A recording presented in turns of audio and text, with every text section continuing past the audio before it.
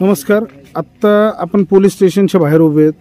नक्की काय प्रकार घडला, काय मीटिंग झाली, काय विषय झाला त्यात? तेजूर गावातल्या झांज पथकाबद्दल काही समाजकंटकांनी गैरसमज निर्माण केला होता.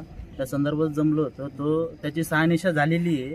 तरी कोणी त्याविषयी गैरसमज पसरू नये किंवा त्यांना अडचण निर्माण करू नये. मिरज साहेब, नक्की काय घडलं? मी संजय मोदे, पुणे जिल्हा झांज पथक अध्यक्ष. सदर घटना 15 दिवसापूर्वी एक समज गैरसमजातून जी घटना घडली होती, चुकीची अफवा जी पसरवली गेली होती, त्या अफवेची आज या ठिकाणी शहानिशा करण्यात आली.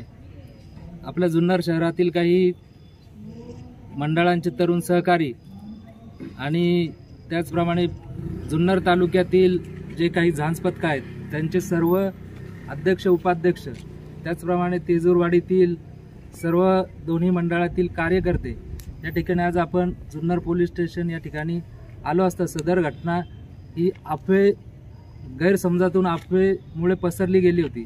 तर ही घटना समजून घेतल्या असता त्यामध्ये कुठलंही तथ्य आढळून आलं नाही. तरी माझी जुन्नर शहरातील तसेच पुणे जिल्हा, त्याचप्रमाणे नगर जिल्हा, ठाणे जिल्हा, पुणे, मुंबई या सर्व मंडळांना आवाहन आहे की तेजूरवाडीतील झांज पथके ठरवण्यासाठी कुणाचीही काही अडचण नाही. कृपया कुणाच्या मनामध्ये काही शंका असेल तर ते शंका कुणीही बाळगू नये असे आपणा सर्वांना मी या ठिकाणी पुणे जिल्हा झांज पथक अध्यक्ष या नात्याने विनंती करतो. गेले 10-15 दिवस काहीतरी कानावर येत होतं की तेजूरमध्ये एका मंदिरात असं झालं तसं झालं. परंतु सत्य परिस्थिती ज्या दिवशीपासून ही गोष्ट कानावर येते त्या दिवशीपासून ज्यांना ही गोष्ट सांगितली गेली फोनद्वारे किंवा काय की तेजूरला जाऊ नका तापा ठरवायला, यांना पूर्वीपासून सांगत होतं फोटो असेल तर तुम्ही द्या. परंतु ते फोटो पहिल्यापासून कोणाकडे नव्हते ना आजही कोणाकडे नाही आहे. आणि मी हा एकमेव माणूस होतो की मी सांगणार की तुम्ही जा तेजूरचा तापा ठरवायला. परंतु कोण गेलं तर परत मागायचे, गेलं तर मागायचे. फोटो कोणाकडे नव्हता आणि शेवटी जे व्हायचं तेच झालं. आजही कोणाकडेही फोटो नाही.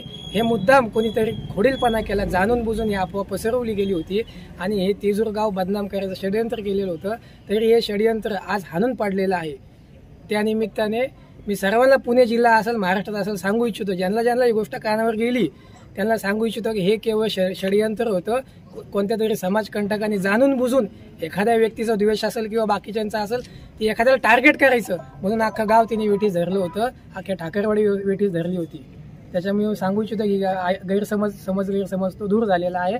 आणि कोणालाही काही शंका असेल किंवा काय असेल तर ताफा बिंदास ठरवा आणि जुन्नर शहरामध्ये तेजूर पथक हे 11व्या दिवशी वाजलंच पाहिजे असं माझं म्हणणं आहे. डॉक्टर साहेब, आपलं काय म्हणणं आहे याच्यावर?